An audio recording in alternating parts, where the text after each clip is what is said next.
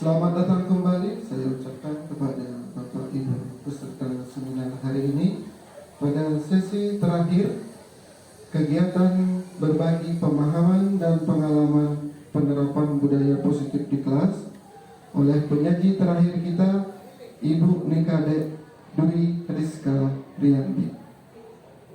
Kepada Ibu Kadek, waktu dan tempat dipersilakan.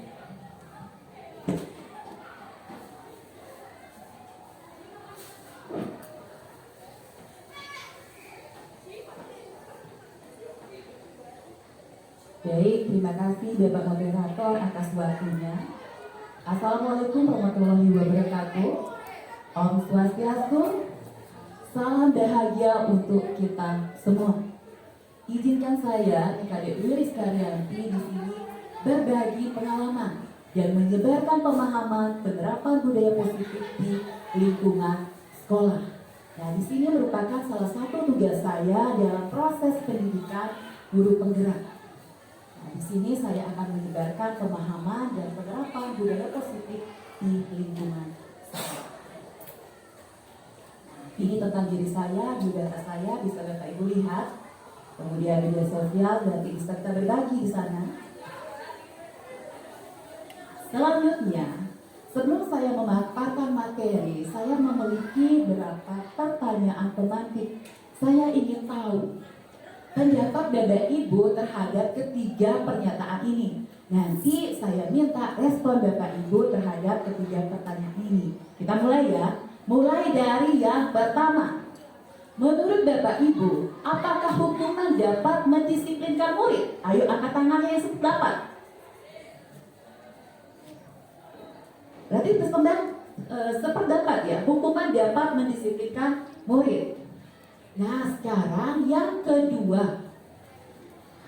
Pemberian hukuman dengan hal positif seperti membaca atau membersihkan halaman sekolah dapat meningkatkan disiplin anak. Menurut Bapak Ibu, sependapat atau tidak? Sependapat. Baik, kita ke pernyataan yang ketiga.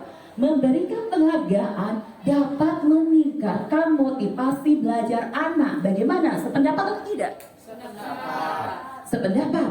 Nah, pernyataan-pernyataan ini saya tidak mencari benar atau salah. Kita nanti perhatikan apakah hukuman dapat mendisiplinkan, kemudian memberikan motivasi dengan memberikan hadiah, penghargaan, apakah dapat meningkatkan motivasi. Kita perhatikan nanti di sini terhadap efek dan jangka waktunya. Nah, setelah nanti kita berbagi materi, apakah tetap jawaban Bapak Ibu sependapat atau berubah? Selanjutnya, saya ada tebak gambar. Ada yang tahu di sini gambar siapakah? Ayo, gambar siapa ini? Yang pasti ini bukan gambar bapak saya di rumah. Ada yang tahu? Ki Hajar Dewantara. Menurut kalian gimana? Benar gak ini Ki Hajar Dewantara? Iya, benar sekali. Tapi sayang sekali Ibu, untuk Ibu Ketut, saya tidak memiliki hadiah untuk jawaban yang benar. Karena saya takut di sini ketika hadiah saya habis, kemudian pertanyaan saya masih banyak, Bapak Ibu kabur dari ruangan ini. Ya? Nah, ini ada kaitannya dengan pertanyaan pemantik tadi loh. Nah, selanjutnya Bapak Ki Hajar Dewantara yang sudah kita kenal sebagai Bapak siapa ya? Bapak Pendidikan Nasional. Banyak sekali pemikiran-pemikiran beliau yang apa itu namanya ya?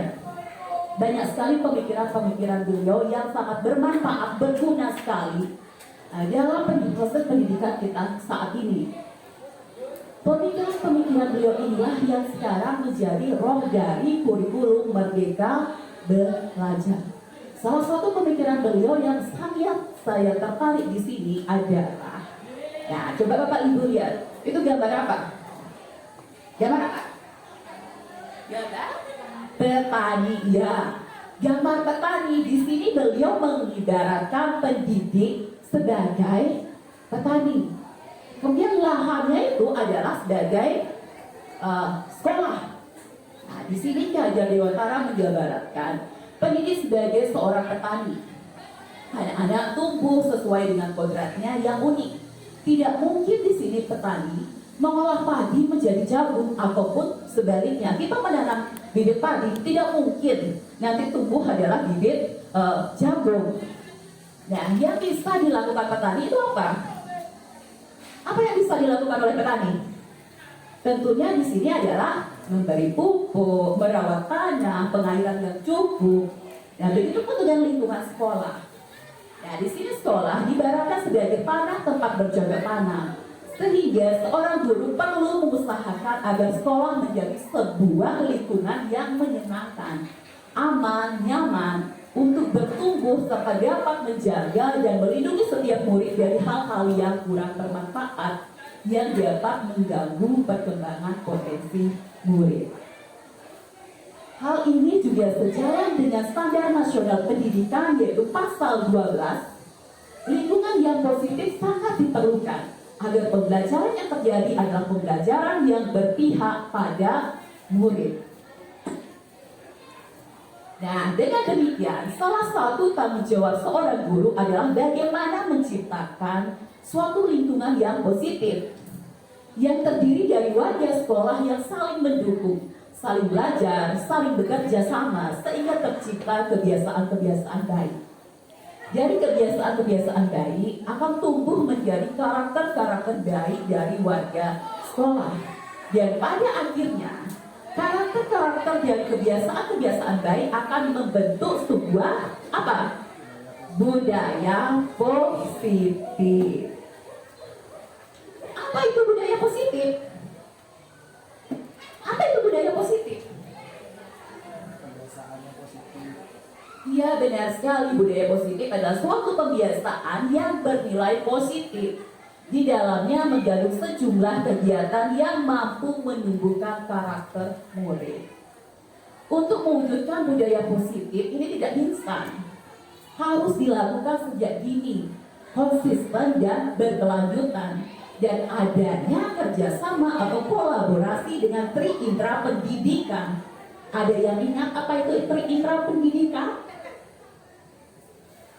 Ayo, siapa yang ingat tri indra pendidikan? Yang pertama itu apa? Keluarga, benar sekali Bapak Wayan. Kemudian yang kedua,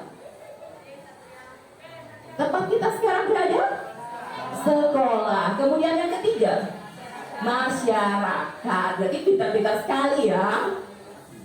Nah, budaya positif itu tidak bisa instan, berarti harus dilakukan sejak dini, konsisten dan berkelanjutan. Di sini ada beberapa hal yang sudah saya lakukan untuk menumbuhkan budaya positif di lingkungan sekolah kita. Kita mulai saja dengan hal-hal yang sederhana. Misalkan pada gambar di sana kita bisa lihat bagaimana sikap seorang siswa ketika berhadapan dengan guru. Apakah mereka melakukan salam, sapa, apakah dengan hormat, atau kemudian menyapa sebagai teman. Nah, di sini kita tanamkan karakter-karakter baik dari siswa tersebut. Kemudian, setiap kita melakukan suatu kegiatan, itu dilakukan doa dulu. Selanjutnya, untuk meningkatkan iman dan takwa di hadapan Tuhan Yang Maha Esa, kita bisa lakukan dengan suatu kegiatan doa bersama. Kemudian lingkungan juga perlu mendukung. Nah, di sini lingkungan kita terapkan tanggung jawab anak terhadap kebersihan lingkungan tempat mereka belajar dengan piket, tanggung jawab piket anak tersebut, bagaimana dia bertanggung jawab terhadap kebersihan kelasnya, terhadap lingkungannya, kemudian bagaimana dia mengelola sampah. Dan tidak kalah pentingnya juga dalam proses pembelajaran, kebiasaan-kebiasaan baik di sini. Kita buat suasana pembelajaran yang menarik anak untuk belajar. Jadi anak tertarik dulu untuk belajar. Kemudian kita ajak anak aktif untuk belajar. Di sini diarahkan anak untuk berani berbicara dengan sopan melalui presentasi-presentasi di kelas. Nah, itu hanya baru sedikit gambaran yang bisa kita terapkan di lingkungan sekolah kita. Memang kelihatannya sederhana, tetapi memerlukan waktu dan konsisten di sini dan kerjasama dari semua pihak. Baik, selanjutnya dalam budaya positif di sini, budaya positif itu terbagi menjadi ada disiplin positif, kemudian ada teori motivasi, hukuman, penghargaan, dan restitusi. Selanjutnya ada keyakinan kelas, kemudian kebutuhan dasar manusia, restitusi 5, posisi kontrol, dan segitiga restitusi. Nanti kita akan bahas satu persatu lebih mendalam. Kita mulai dari disiplin. Coba Bapak Ibu lihat pada gambar. Ketika mendengar kata disiplin, apa yang terbayang di benak Bapak Ibu? Apa yang terbayang? Datang tempat waktu, baik sekali. Apa lagi yang terbayang? Hukuman. Nah, selain hukuman, datang tepat waktu. Apa lagi yang terbayang? Kita terbayang dengan tata tertib. Nah, seperti menyiksa kan? Nah, inilah yang perlu kita rubah. Berpacu dengan waktu, bukan berpacu dengan melodi, kan Bu? Nah, disiplin positif dalam budaya kita, makna kata disiplin dimaknai menjadi sesuatu yang dilakukan seseorang pada orang lain untuk mendapatkan kepatuhan. Kita cenderung menghubungkan kata disiplin dengan ketidaknyamanan, benar nggak? Kemudian kata disiplin juga sering dihubungkan dengan hukuman. Padahal itu sungguh berbeda. Karena belajar tentang disiplin positif tidak harus dengan memberikan hukuman. Nah, di sini yang perlu kita tekankan. Belajar disiplin positif tidak harus memberi hukuman. Justru itu adalah salah satu alternatif terakhir yang bila perlu tidak sama sekali kita gunakan. Nah, di sini perlu catatannya. Alternatif terakhir yang bila perlu tidak sama sekali kita gunakan. Nah, di sini dari pernyataan pemakai yang tadi bisa kita pelajari berkaitan dengan hukuman. Kembali ke Ki Hajar Dewantara. Di sini beliau juga mengatakan bahwa di mana ada kemerdekaan, disitulah harus ada disiplin yang kuat.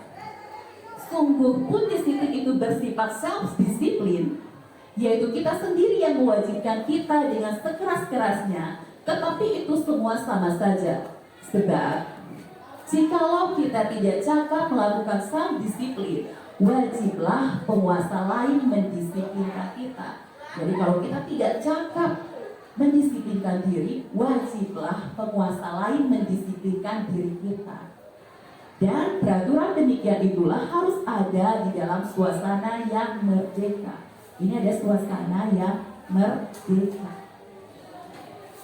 Untuk mencapai kemerdekaan atau dalam konteks pendidikan kita saat ini, untuk menciptakan murid yang merdeka, syarat utamanya adalah harus ada disiplin yang kuat. Disiplin yang dimaksud adalah disiplin diri yang memiliki motivasi internal. Jika kita tidak memiliki motivasi internal, maka kita memerlukan pihak lain untuk mendisiplinkan kita. Atau yang terbentuk adalah motivasi eksternal. Kemudian untuk mewujudkan hal tersebut perlu adanya perubahan-perubahan yang dilakukan sebagai tindak lanjut dari penerapan merdeka belajar. Nah, ini yang perlu kita rubah, yaitu paradigma. Stephen R. Covey menyatakan bila kita ingin membuat kemajuan perlahan, sedikit-sedikit ubahlah sikap dan perilaku Anda. Namun jika kita ingin merubah cara-cara utama kita, maka kita perlu merubah kerangka acuan kita. Ubahlah bagaimana Anda melihat dunia, bagaimana Anda berpikir tentang manusia. Ubahlah paradigma Anda, skema pemahaman dan penjelasan aspek-aspek tertentu tentang realitas. Di sini diharapkan dari pemberian teori stimulus respon ke teori kontrol. Jadi tidak ada hukuman. Kemudian Diana Goslan yang menyatakan bahwa disiplin adalah usaha untuk mengontrol diri dalam memilih tindakan yang berdasar pada nilai-nilai yang kita hargai, yaitu profil pelajar Pancasila. Dari pendidik, tujuan kita adalah menciptakan anak-anak yang memiliki disiplin diri sehingga mereka bisa berperilaku dengan mengacu pada nilai-nilai kebajikan universal yang memiliki motivasi intrinsik, bukan ekstrinsik. Nah, tujuannya nanti adalah di profil pelajar Pancasila.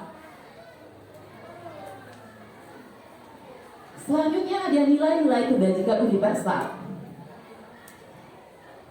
Di sini yang dimaksud dengan nilai-nilai kebajikan universal yaitu nilai-nilai yang disepakati bersama, lepas dari suku bangsa, agama, bahasa maupun latar belakangnya. Nah, salah satu nilai-nilai kebajikan yang ingin dicapai oleh setiap anak Indonesia yang kita kenal dengan profil pelajar Pancasila. Apakah ingat nilai-nilai kebajikan dari profil pelajar Pancasila apa saja? Ada yang masih ingat? Lupa? Untuk mengingatkan kembali, kita akan mendengarkan lagu profil pelajar Pancasila. Jadi melalui lagu diharapkan lebih mengingatnya. Mohon untuk Bapak Moderator untuk memutarkan.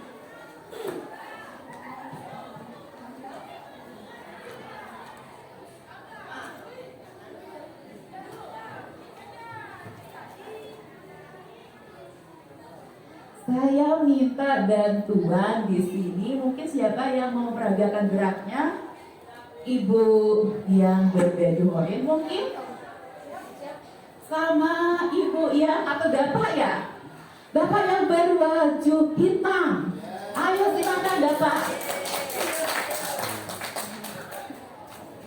Ayo dampingi saya di depan untuk mengingatkan nilai-nilai apa saja yang ada di profil pelajar Pancasila. Nanti kita ikuti yang lainnya. Ayo kita berdiri biar lebih semangat lagi.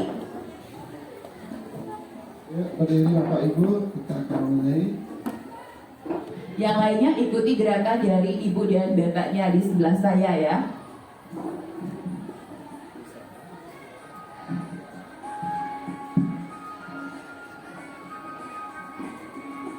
Pelajar Pancasila beriman dan bertakwa pada Tuhan yang Esa dan berakhlak mulia, berkemerdekaan global, gotong royong mandiri, kreatif dan bernalar kritis.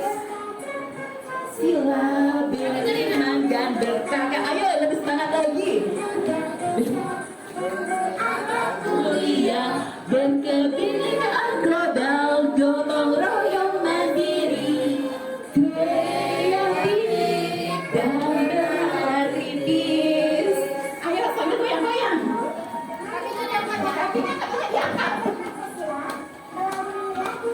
Kita bernyanyi melalui lagu profil pelajar Pancasila. Beriman dan bertakwa pada Tuhan yang Esa dan berakhlak mulia, kebinekaan global, gotong royong mandiri, kreatif dan bernalar kritis. Beriman dan bertakwa. Ayo lagi sekali. Tuhan yang Esa dan berakhlak mulia, kebinekaan global, gotong royong mandiri, kreatif dan bernalar kritis. Baik, ayo tepuk tangan sekali lagi. Terima kasih Bapak dan Ibu sudah ikut bergabung dengan saya di depan. Jadi dengan lagu tersebut kita semakin hafal nggak profil pelajar Pancasila? Hafal. Siapa bisa mengulang? Ayo, siapa yang bisa mengulang? Yang pertama itu adalah beriman dan bertakwa. Kemudian yang kedua, berkebinekaan global. Yang ketiga, gotong royong. Kemudian selanjutnya yang keempat, mandiri. Setelah mandiri, kreatif, dan yang terakhir bernalar kritis. Baik, hebat sekali. Semakin panas sekarang, kita lanjutkan ke teori berikutnya, yaitu motivasi, hukuman, penghargaan, dan restitusi. prostitusi. Di sini ada lagi pendapat dari ahli Diana Bosset dalam bukunya Restitusi School Discipline menyatakan ada 3 alasan motivasi. Nah di sini kalau kita berbuat sesuatu pasti memiliki alasan. Beliau membuat 3 alasan perilaku manusia. Yang pertama yaitu menghindari ketidaknyamanan atau hukuman. Kemudian yang kedua mendapatkan imbalan atau penghargaan dari orang lain. Selanjutnya untuk menjadi orang yang mereka inginkan dan menghargai diri sendiri dengan nilai-nilai yang mereka percaya. Misalkan saya ilustrasikan, ketika Bapak Ibu guru datang ke sekolah, ada yang menggunakan sepeda motor kan? Tidak semuanya menggunakan mobil kan? Ya, kalau kita menggunakan sepeda motor, kita menggunakan helm. Apa tujuannya Bapak Ibu menggunakan helm? Mungkin ibu yang berbaju hitam loreng-loreng. Apa tujuan kita menggunakan helm? Terima kasih Ibu. Tujuannya untuk keselamatan yang terhindar dari kecelakaan. Ya, intinya biar selamat sampai tujuan menggunakan. Baik, terima kasih Ibu. Nah di sini mungkin Ibu memiliki alasan biar selamat. Pasti ada di antara kita takut karena ada polisi yang jaga. Ada nggak? Ada. Kemudian ada juga yang ingin dilihat sebagai warga negara yang taat hukum.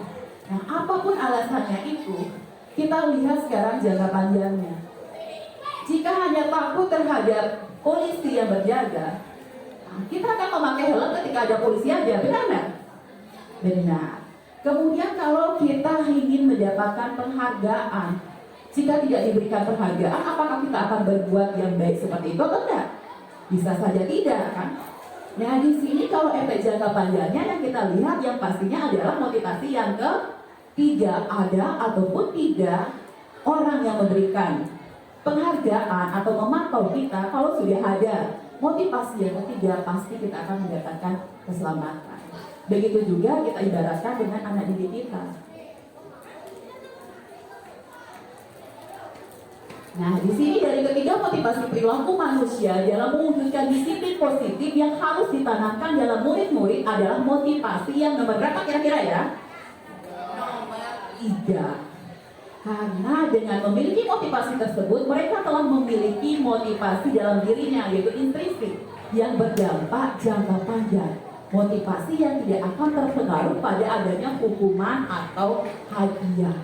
Jadi ada ataupun tidak kita sedang mengawasi anak, jika sudah tumbuh motivasi yang ketiga, dia sudah sadar apa tujuan mereka datang ke sekolah. Mudah-mudahan kita bisa menerapkan itu. Ini perlu proses. Nah selanjutnya, kalau tidak tadi kita bernyanyi, sekarang saya ingin melihat Bapak Ibu, silakan perhatikan gambar yang ada pada monitor atau layar. Asalkan Bapak Ibu perhatikan, apakah pernah Bapak Ibu mengalami situasi seperti itu di dalam kelas? Pernah. Pasti pernah kan? Kemudian apa yang Bapak Ibu lakukan? Apakah memberikan hukuman? Apakah langsung Bapak Ibu mengajak berbicara, menanyakan alasan, memberikan konsekuensi terhadap pelanggaran-pelanggaran yang mereka buat? Apa kira-kira yang akan Bapak Ibu lakukan? Langsung menghukum? Tidak ya? Tidak. Nah berarti kalau menemukan kejadian-kejadian seperti ini tidak langsung menghukum. Kalau tidak langsung menghukum, apa yang akan kita lakukan? Berikutnya ada lagi ilustrasi. Di sini ada tindakan buruk. Menurut Bapak Ibu, itu apakah termasuk hukuman atau konsekuensi? Nah, sekarang yang pertama, berjemur di lapangan karena mengobrol saat guru menjelaskan pelajaran, itu termasuk apa? Hukuman. Hukuman. Baik, saya terima dulu pendapat Bapak Ibu. Nah, selanjutnya membersihkan tumbahan air di meja tulis karena tersenggol pada saat belajar. Konsekuensi. Baik. Selanjutnya lari mengelilingi lapangan karena tidak mengerjakan PR matematika. Hukuman. Hukuman. Yang terakhir, lari mengelilingi lapangan basket 2 kali karena terlambat 10 menit untuk pelajaran PJOK. Konsekuensi. Konsekuensi atau hukuman? Konsekuensi. Konsekuensi. Nah, bagaimana? Nah, jawaban dari Bapak Ibu benarkah semuanya? 100. 100 untuk Bapak Ibu semuanya. Jadi kita bedakan antara lari mengelilingi lapangan ketika tidak mengerjakan PR dengan pelajaran PJOK. Kalau PJOK memang perlu pemanasan sebelum melakukan pelajaran tersebut. Kalau di matematika tidak ada hubungannya, tidak ada korelasinya antara berlari dengan tidak mengerjakan PR matematika. Nah, selanjutnya kita akan membedakan hukuman dan konsekuensi. Dari melihat gambar tadi, apa yang harus kita lakukan? Apakah memberikan hukuman atau konsekuensi? Konsekuensi. Konsekuensi berarti sekarang Bapak Ibu berada di tahapan konsekuensi kan? Nah, sekarang kita akan pahami satu persatu. Dari hukuman. Hukuman bersifat tidak terencana atau tiba-tiba. Kemudian anak atau murid tidak tahu apa yang akan terjadi dan tidak dilibatkan. Kemudian hukuman bersifat satu arah dari pihak guru yang memberikan dan murid hanya menerima suatu hukuman tanpa melalui suatu kesepakatan atau pengarahan dari pihak guru baik sebelum ataupun sesudahnya. Kemudian hukuman yang diberikan bisa berupa fisik maupun psikis. Murid atau anak disakiti oleh suatu perbuatan atau kata-kata. Di sini kita kenal dengan mode paksaan. Itu akibat dari hukuman. Apakah tetap kita mau menghukum anak? Tidak kan? Selanjutnya konsekuensi. Ini beralih ke teori stimulus respon. Sudah terencana atau sudah disepakati, kemudian sudah dibahas dan disetujui oleh murid dan guru. Umumnya bentuk-bentuk konsekuensi dibuat oleh pihak guru atau sekolah dan murid sudah mengetahui sebelumnya konsekuensi yang akan diterima bila ada pelanggaran. Nah, tadi kan Bapak Ibu ke posisi konsekuensi kan? Nah, ternyata di sini pada konsekuensi masih menimbulkan rasa tidak nyaman jangka waktu pendek pada anak didik. Konsekuensi biasanya diberikan berdasarkan suatu data yang umumnya dapat diukur. Nah, di sini masih ada rasa tidak nyaman pada anak didik kita, pada murid kita. Lalu bentuk apa yang bisa kita berikan terhadap pelanggaran-pelanggaran itu? Kalau hukuman kita hindari, bahkan bila perlu sama sekali tidak perlu kita mengadakan hukuman. Kemudian konsekuensi sudah baik, tetapi masih ada rasa tidak nyaman. Lalu apa yang bisa kita lakukan? Nah, di sini ada istilahnya restitusi. Mungkin di sini kata yang baru kita dengar, tetapi saya yakin Bapak Ibu sudah melakukan. Restitusi itu adalah proses menciptakan kondisi bagi murid untuk memperbaiki kesalahan mereka sehingga mereka bisa kembali pada kelompok mereka dengan karakter yang lebih kuat. Nah, kemudian restitusi ini membantu murid menjadi lebih memiliki tujuan, disiplin positif dan memulihkan dirinya setelah berbuat salah.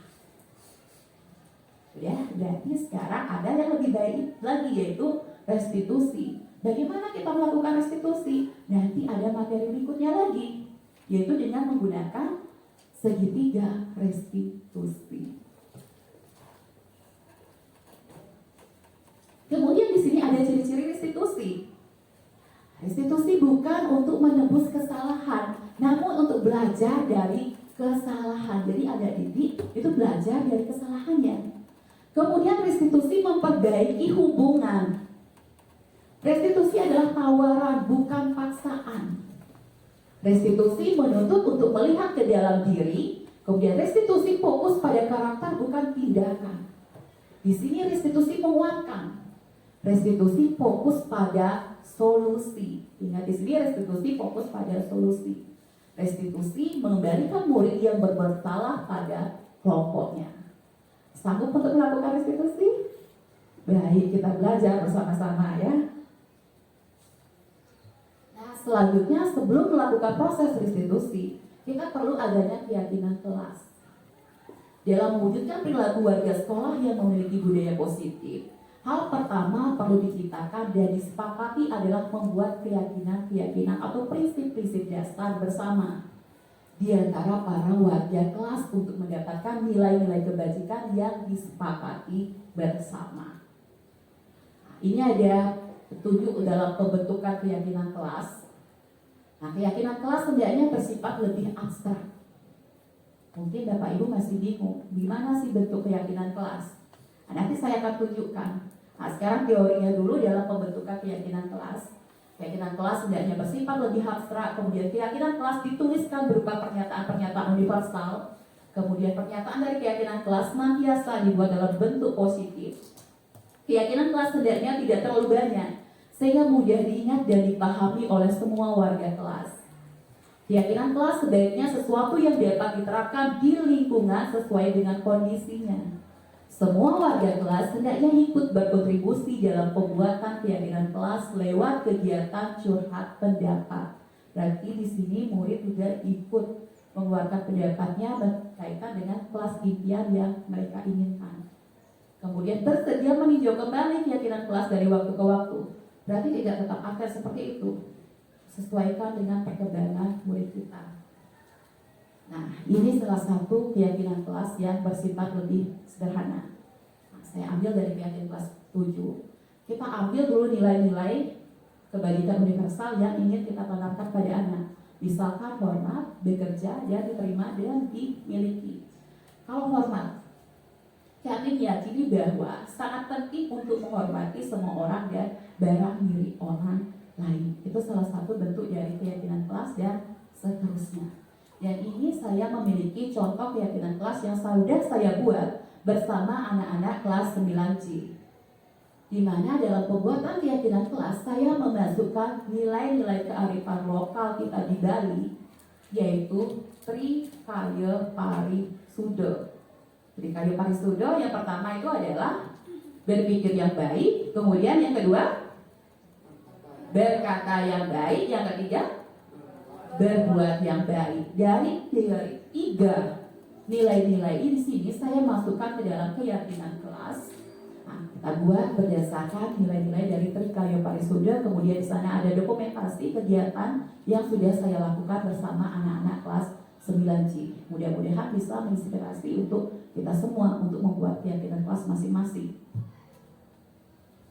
Selanjutnya, nah di sini ada 5 kebutuhan dasar manusia. Ketika seorang murid melakukan suatu perbuatan yang bertentangan dengan nilai-nilai kebajikan atau melanggar peraturan, hal itu sebenarnya dikarenakan mereka gagal memenuhi kebutuhan dasar mereka. Jadi jika ada murid kita melakukan pelanggaran, mungkin saja mereka gagal memenuhi kebutuhan dasar mereka. Apa saja kebutuhan dasar mereka? Nah, di sini menurut Dr. William Glasser ada 5 kebutuhan dasar manusia. Yang pertama itu adalah kebutuhan untuk bertahan hidup. Nah, kemudian kebutuhan kasih sayang dan rasa diterima. Selanjutnya ada kebutuhan kebebasan. Kemudian yang keempat ada kesenangan, dan yang terakhir adalah penguasaan. Jadi jika di sini kebutuhan dasar ini tidak terpenuhi, mungkin saja murid kita melakukan hal-hal negatif untuk memenuhi tersebut. Jadi kita harus pahami apa kebutuhan dasar yang belum terpenuhi oleh murid kita. Semua orang senantiasa berusaha untuk memenuhi kebutuhannya dengan berbagai cara. Bila mereka tidak bisa mendapatkan kebutuhannya dengan cara yang positif, mereka bisa melanggar peraturan atau melakukan hal-hal yang tidak sesuai dengan nilai-nilai kebajikan. Di sini jika seorang murid tidak begitu berhasil secara akademik, mungkin kebutuhannya akan penguasaan tidak terpenuhi di sekolah.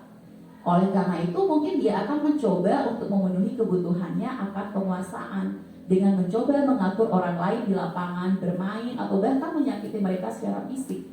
Sebagai guru, kita dapat melibatkannya dalam kegiatan yang memberi peluang murid tersebut membuat pencapaian yang berarti. Nah, di sini untuk menangani tersebut ada 5 posisi kontrol.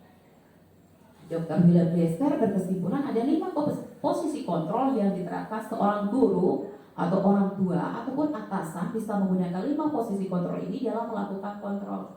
Nah, 5 posisi kontrol itu, yang pertama ada penghukum, kemudian kedua pembuat rasa bersalah, kemudian ada teman, pemantau, dan manajer. Nah, untuk mengetahui posisi kontrol tersebut, Nah, sekarang saya akan putarkan video. Nanti Bapak Ibu mengamati ya di sana posisi kontrol apa yang terjadi.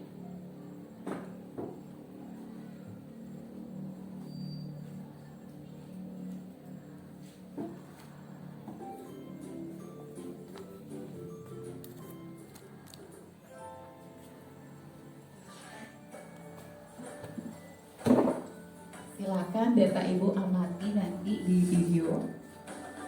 Kemudian kaitkan dengan 5 posisi kontrol tersebut. Bapak Ibu guru, calon guru penggerak. Kedengaran? Apa perlu suaranya Dengan interaktif. diperjelas lagi?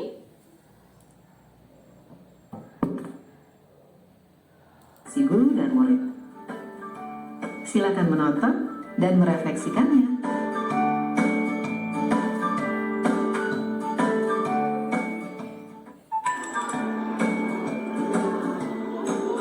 Pagi anak-anak, silakan PR yang kemarin Ibu berikan diletakkan di meja.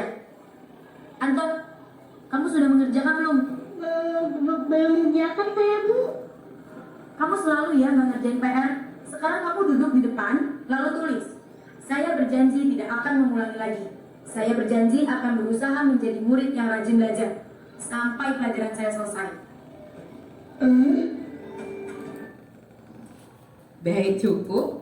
Nah, untuk video yang pertama di sana ada seorang guru yang mendekati muridnya. Menurut Bapak Ibu, posisi kontrol apa yang beliau terapkan? Dari 5 posisi kontrol tersebut. Hukum. Nah, kalau sekarang Bapak Ibu berada di posisi murid tersebut, bagaimana perasaan Bapak Ibu? Bagaimana? Mungkin Surya? Kesel. Apakah ada yang merasa malu? Jengkel? Nah, kalau sekarang kita posisikan diri kita sebagai murid tersebut, apakah masih kita mau melakukan penghukuman?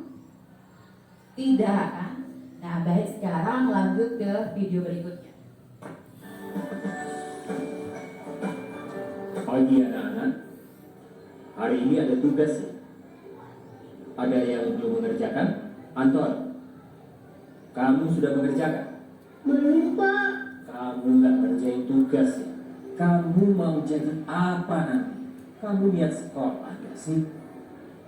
Coba bayangkan orang tuamu betapa kecewanya sama kamu. Kamu itu sudah kelas 5. Harusnya bertanggung jawab sama dirimu sendiri. Nah, video yang kedua, itu posisi apa ya? Kira-kira posisi apa itu video yang kedua? Pembuat rasa bersalah. Kalau kita berada di posisi anak tersebut, berarti akan kita merasa sedih, merasa tertekan. Kadang-kadang posisi ini lebih berbahaya dibandingkan dengan penghukum. Kalau penghukum mereka bisa meluapkan emosinya dengan marah-marah. Nah, kalau di posisi membuat rasa bersalah bisa dipendam. Ini bisa lebih berbahaya dibandingkan dengan posisi penghukum kalau kita bisa lihat dari akibat dari posisi tersebut. Baik, silakan dilanjutkan.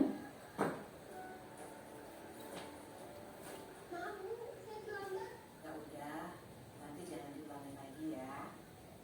Kalau kamu rajin, Ibu senang lihatnya.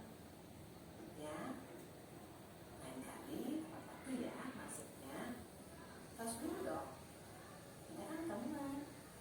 Wah, ini kurang berat lagi. Kalau ini sudah jelas ya, posisi teman. Baik, silakan dilanjutkan.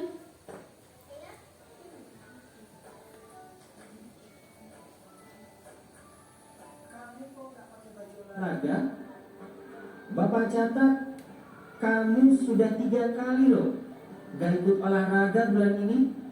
Iya, Pak. Yang 3 kali berarti saya dapat sanksi, Pak. Nah, jika kita lihat berdasarkan data-data di sini, berarti posisi apa? Pemantau. Berarti yang terakhir kita akan lihat posisi manajer. Bagaimana seorang guru memposisikan dirinya sebagai manajer. Silakan. saya mengumpulin tugas. Maaf ya Bu, saya terlambat mengumpulin tugas. Kenapa kamu terlambat mengumpulkan tugas? Iya Bu, saya kalau sore bantuin ibu jaga warung, gak sempat mengerjain tugas. Kira-kira nih, apa yang bisa kamu perbaiki supaya kamu bisa mengerjakan tugas tepat waktu? Coba, kapan biasanya kamu membantu ibu jualan? Kadang sampai jam 8 malam Bu. Bagaimana kalau kamu membuat jadwal? Kapan kamu akan mengerjakan tugas? Oh gitu ya Bu, saya coba deh Bu, terima kasih Bu.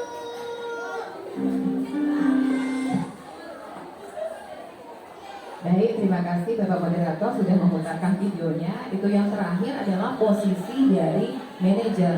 Nah, dalam posisi manajer tersebut, guru tersebut sudah melakukan restitusi itu sebenarnya. Nah, jadi dari tingkatan-tingkatan tadi ada hukuman, konsekuensi, restitusi dengan posisi kontrol sebagai manajer. Nah, sekarang kita akan lihat posisi kontrol tersebut satu persatu mulai dari penghukum. Nah, kalian lihat tadi bagaimana suara dari guru tersebut. Nah, kemudian ada suara tinggi, bahasa tubuh, matanya melotot dan jari-jari menunjuk.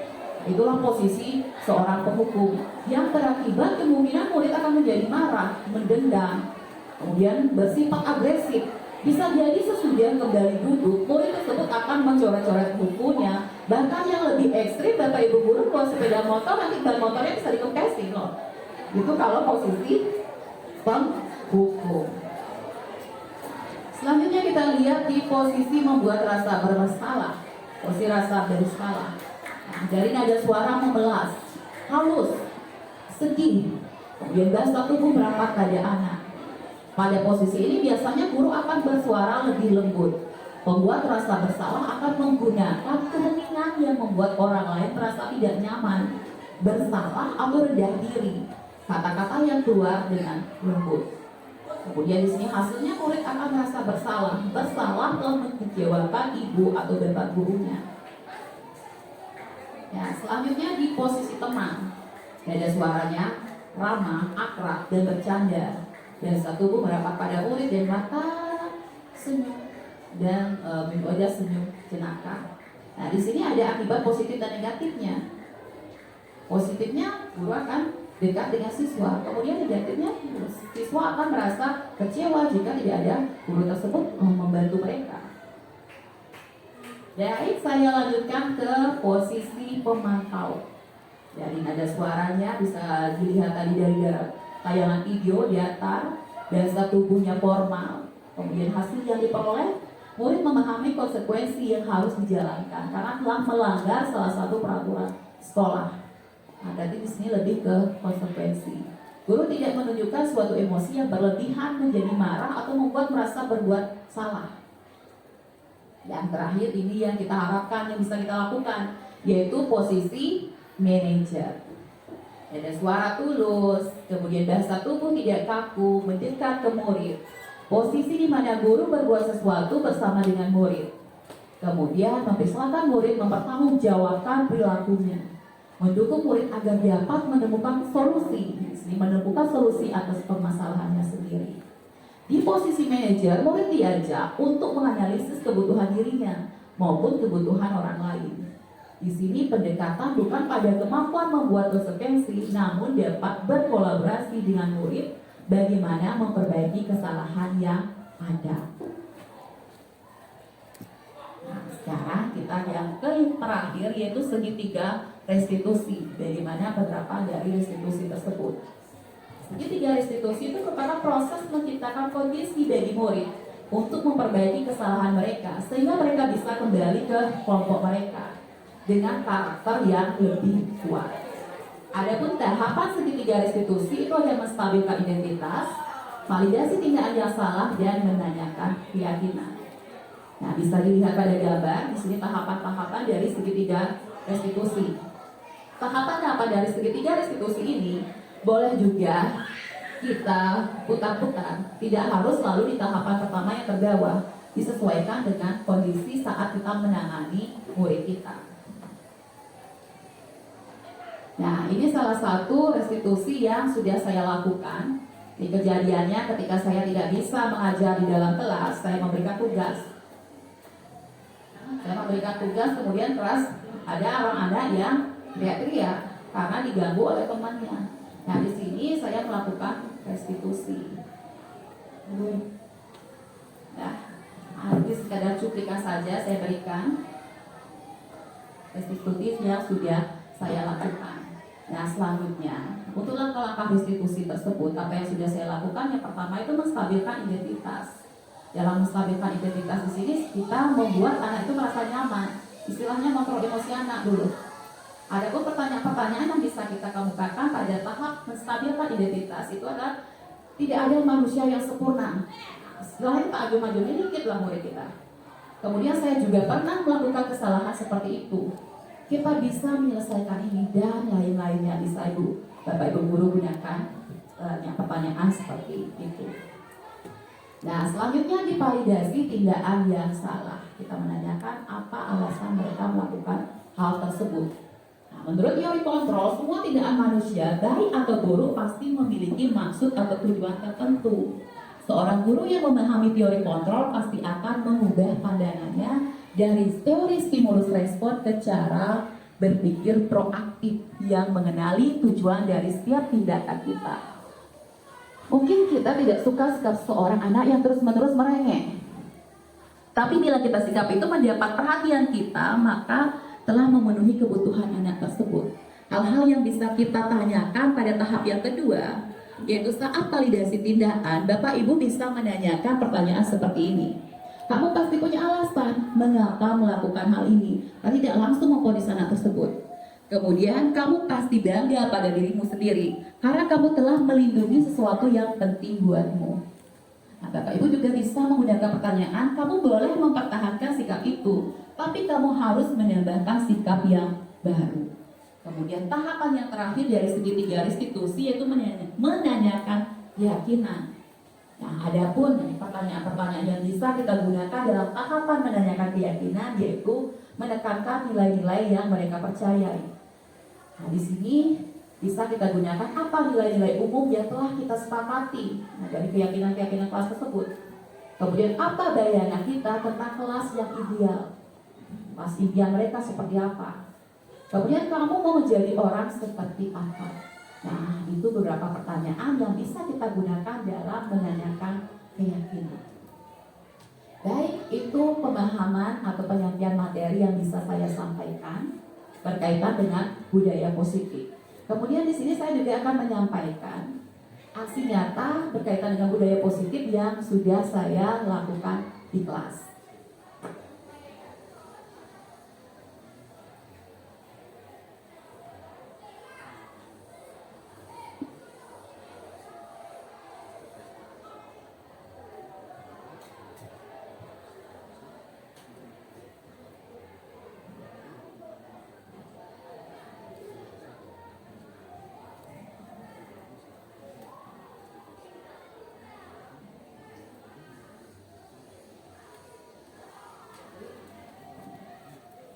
Baik, izinkan saya di sini sharing menyampaikan pengalaman saya, aksi nyata yang saya sudah buat bersama dengan anak-anak berkaitan dengan budaya positif.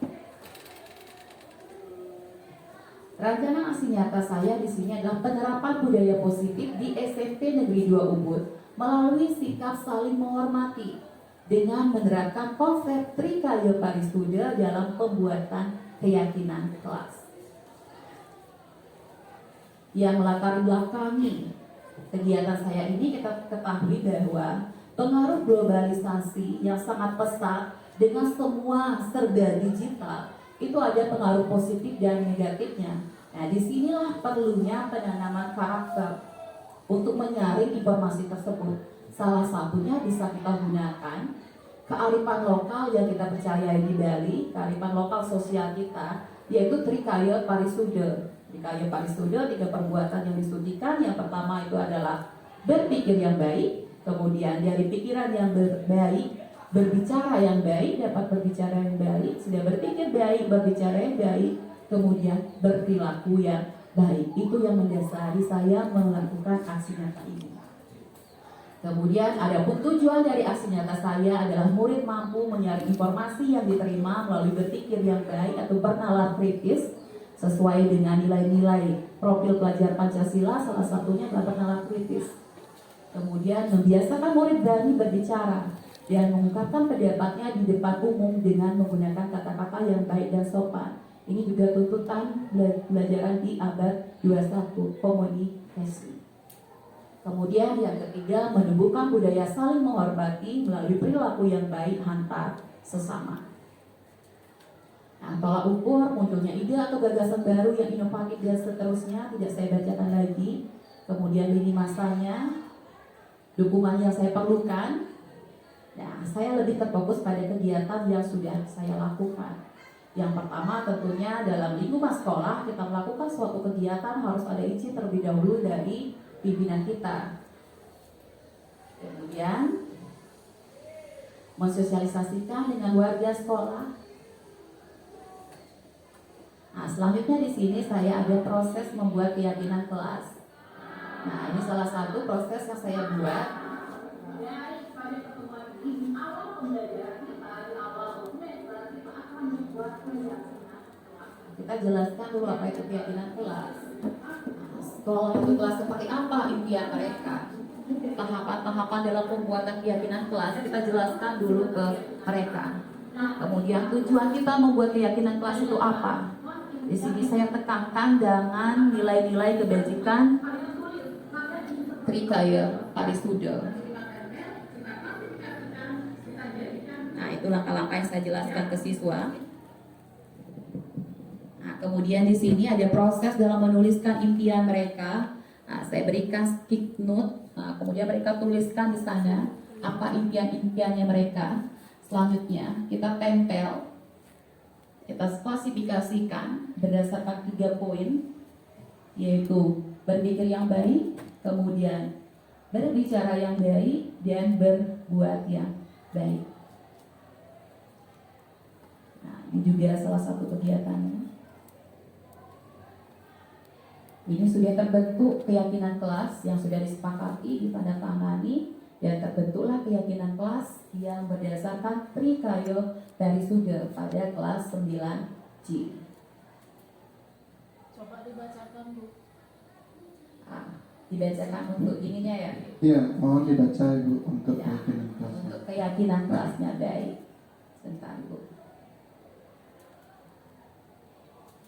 Saya kembali ke komputernya saja.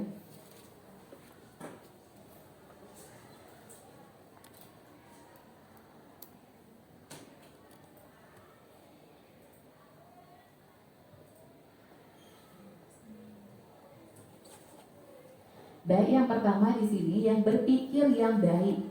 Nah, berpikir yang baik saya di sini mengambil bernalar kritis, yaitu mampu menyaring informasi yang diterima. Itu kesepakatan kami dengan anak kelas 9C. Kemudian yang kedua, berbicara yang baik. Nah, kesepakatan kami yaitu berkata yang sopan dan santun, tidak mengejek teman, tidak terjadi bullying. Kemudian yang ketiga, dari perbuatan yang baik, tidak melakukan kekerasan, menjaga kebersihan lingkungan, saling tolong menolong, masuk tepat waktu, kemudian semangat dalam belajar. Dan dari keyakinan-keyakinan kelas ini tidak harus tetap seperti ini, bisa kita kembangkan dari waktu ke waktu. Nah, nanti tergantung dari sikap anak kita. Nanti apa yang bisa kita ubah, apa yang bisa kita kembangkan lagi, bisa kita tambahkan. Jadi terus ada pemantauan dari keyakinan kelas ini, bersifat lebih fleksibel dibandingkan dengan tata tertib. Bagaimana? Iya. Nah, selanjutnya dari keyakinan-keyakinan kelas saya menemukan di sini ya pada video pertama bagaimana seorang murid ketika melihat gurunya kerepotan membawa barang-barang, tergerak hatinya untuk membantu. Kemudian tanggung jawab mereka dalam pembersihan kegiatan pikir dari perilaku.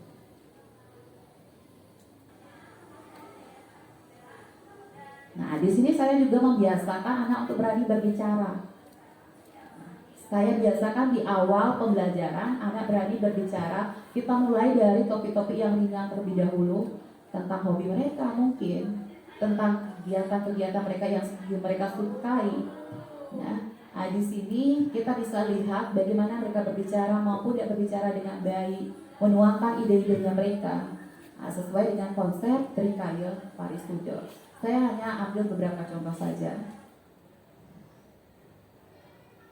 Nah, ini kegiatan pembelajaran yang mengundang anak untuk lebih kreatif lagi, berani mengungkapkan pendapatnya di dalam kelas dengan berbagai media yang mereka gunakan sesuai dengan kemampuan, bakat, minat mereka supaya tidak monoton.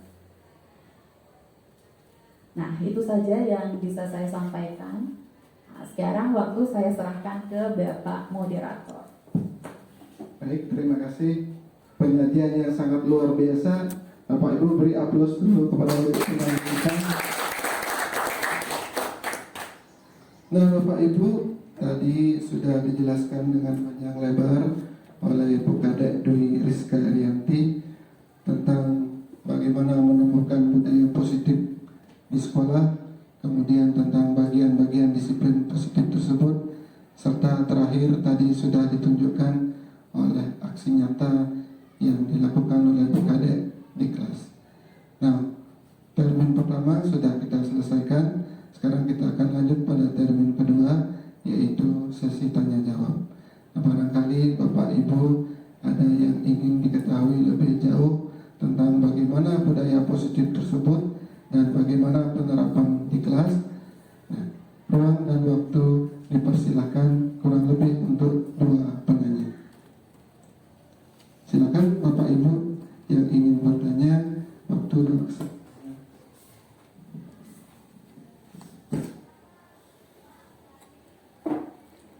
Ya, Ibu. Perkenalan dulu ya.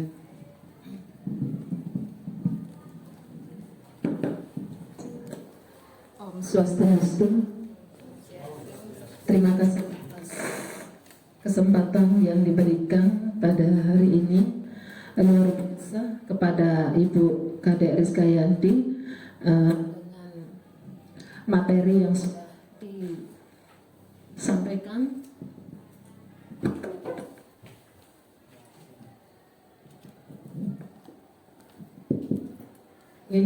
Materi yang sudah disampaikan yaitu menyebarkan pemahaman dan pengalaman penerapan budaya positif di sekolah beserta dengan aksi nyata yang sudah dilaksanakan. Nah, ini wonten pertanyaan dikit, dan mungkin juga Bapak Ibu yang lainnya pernah mengalami di kelasnya.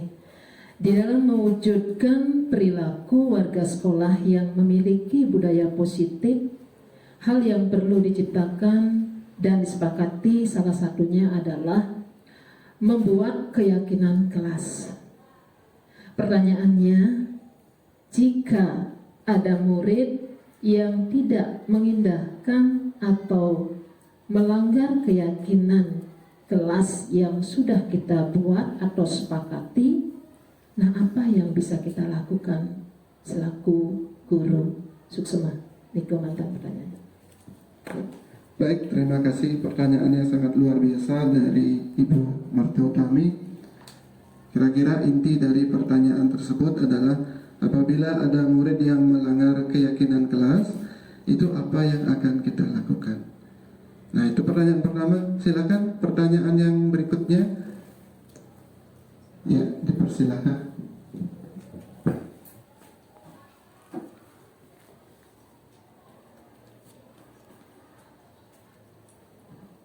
Baik, terima kasih atas waktu yang diberikan pada saya. Perkenalkan, nama saya Ni Kedun Pastini ya. Nah, sangat tertarik sekali dengan penyampaian apa yang disampaikan oleh Ibu Kadek Dwi Rizka Arianti. Dan di sini saya ingin menanyakan, nah dalam membuat keyakinan kelas, ya saya tertarik dengan keyakinan kelas dengan memasukkan kearifan lokal. Yang kita kenal yaitu dengan Trikaya Paristuda ya tadi ya.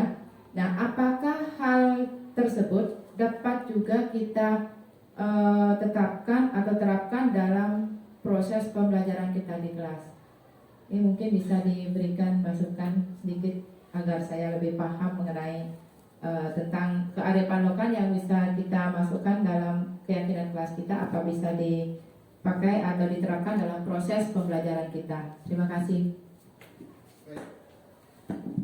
Baik, pertanyaan yang kedua oleh Ibu Niketut Pastini masih berkaitan dengan keyakinan kelas, tapi dalam hal ini tentang kearifan lokal Trikayu Parisuda. Nah, inti pertanyaannya, apakah nantinya kearifan lokal tersebut bisa diterapkan di dalam kelas sesuai dengan proses pembelajarannya? Nah, baik, sudah ada dua penanya terkait tentang materi di sesi ini. Nah, dipersilakan kepada Ibu Kadek untuk sharing, untuk berbagi terkait dengan dua pertanyaan tersebut. Untuk waktu dan kesempatan dipersilakan. Baik, terima kasih Ibu atas pertanyaannya. Di sini yang pertama saya menanggapi dari Ibu Merter. Nah, dalam keyakinan kelas, jika ada siswa yang tidak mengindahkan, apa yang harus kita lakukan? Nah, sama seperti jika ada tadi gambar-gambar yang saya berikan, ada siswa yang mengantuk saat jam pelajaran dan sebagainya, apa yang harus kita lakukan? Tentunya kita sudah tahu bagaimana itu akibat dari hukuman, bagaimana akibat dari konsekuensi, dan ternyata ada yang lebih baik lagi yang bisa kita terapkan, yaitu dengan restitusi. Nah, disinilah peranan restitusi tersebut. Kita bisa menggunakan segitiga restitusi tersebut dalam menghadapi tindakan-tindakan indisiplin, tindakan-tindakan yang dilakukan oleh siswa tersebut yang melanggar dari keyakinan kelas yang mereka perbuat. Nah, kemudian kita bisa juga menempatkan diri kita sesuai dengan 5 posisi kontrol sebagai manajer untuk melakukan restitusi tersebut, menggali kebutuhan dasar apa yang tidak atau kurang dari murid kita tersebut. Tentu di sini perlunya adanya kembali lagi proses yang berkelanjutan dan kerja sama. Baik, itu yang bisa saya sampaikan. Mungkin ada yang mau melengkapi atau sudah cukup, Ibu?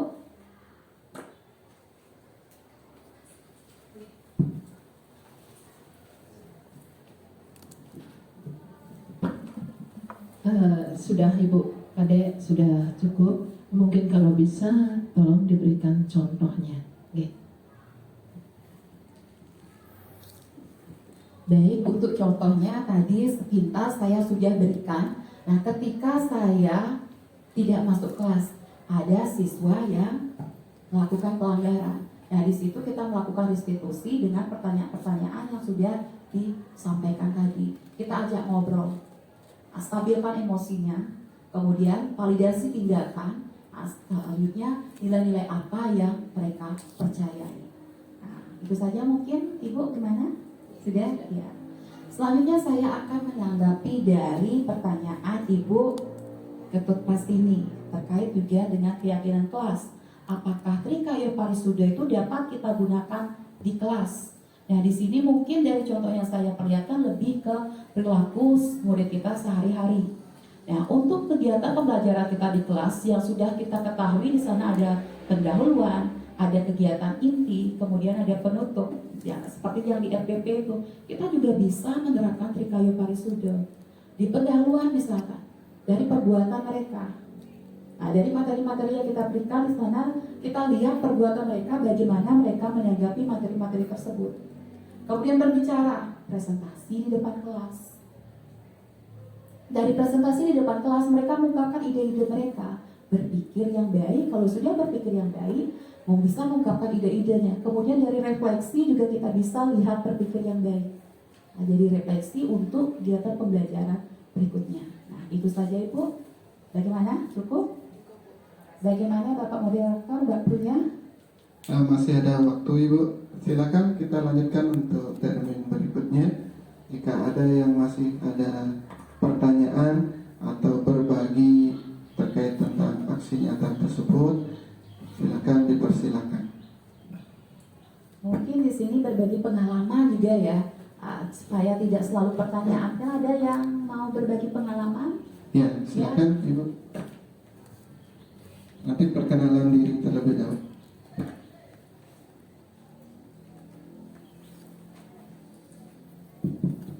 Baik, terima kasih atas waktunya. Perkenalkan saya Rufida.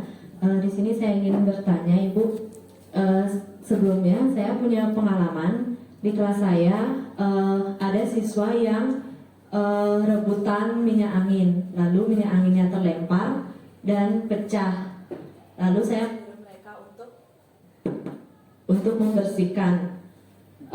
Jadi itu kan termasuk ke konsekuensi. Saya sudah memberikan konsekuensi. Jadi menurut Ibu bagaimana cara saya untuk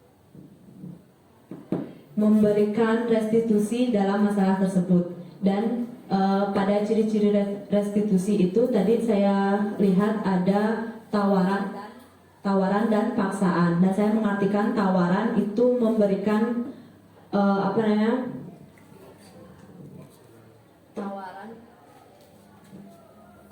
untuk memperbaiki diri. Jadi bagaimana kalau siswanya tidak mau memperbaiki diri? Segitu saja itu. Terima kasih. Baik, terima kasih atas pertanyaannya. Dari Ibu siapa tadi? Rufida. Baik. Nah, di sini apa yang sudah Ibu lakukan sebenarnya sebelum mengikuti kegiatan berbagi ini mungkin belum tahu istilah restitusi, konsekuensi, ternyata sudah melakukan hal tersebut. Ada yang berebut minyak angin, kemudian siswa itu diminta untuk mempertanggungjawabkan. Bukan salah untuk melakukan konsekuensi. Kita lihat kembali dari kejadian yang kita alami siswa tersebut. Nah, kemudian dari sini, setelah melakukan restitusi mungkin setelah didapatkan konsekuensinya, kita ajak berbicara murid tersebut. Nah, kita ajak berbicara murid tersebut. Apa permasalahan mereka melakukan hal tersebut, kembali ke kebutuhan dasar, posisi kontrol dan sebagainya. Nah, kemudian dari sini kita arahkan siswa untuk bisa bertanggung jawab, menemukan solusinya. Jadi di sini lebih ke pendekatan dan pastinya kembali ke proses. Jika masih gagal, karena tidak semua siswa sanggup melakukan restitusi. Di sini perlu berulang-ulang kita lakukan. Nah, mungkin itu saja. Bagaimana, cukup? Cukup. Oke. Terima kasih dan beri tepuk tangan untuk Ibu penyaji dan Bapak Ibu peserta. Sangat hangat diskusi kita kali ini. Bapak Ibu, tidak terasa sudah 3 hari kita menjalani kegiatan sesi berbagi ini. Besar harapan kami agar kegiatan ini bisa bermanfaat bagi kita semua. Nantinya apabila ada kekurangan dan kesalahan saat pelaksanaan kegiatan ini, kami dari panitia memohon maaf yang sebesar-besarnya. Sebelum ditutup, ada sedikit pantun untuk Bapak Ibu sebagai bekal nantinya. Buah nanas, buah ceri dicampur gula enak sekali. Cakep ya. Cukup sekian pertemuan kali ini. Semoga bisa bertemu lagi kemudian hari. Wassalamualaikum warahmatullahi wabarakatuh. Om Santi Santi Santi Om. Salam Rahayu, salam sejahtera. Terima kasih dan tepuk tangan sekali lagi untuk kegiatan.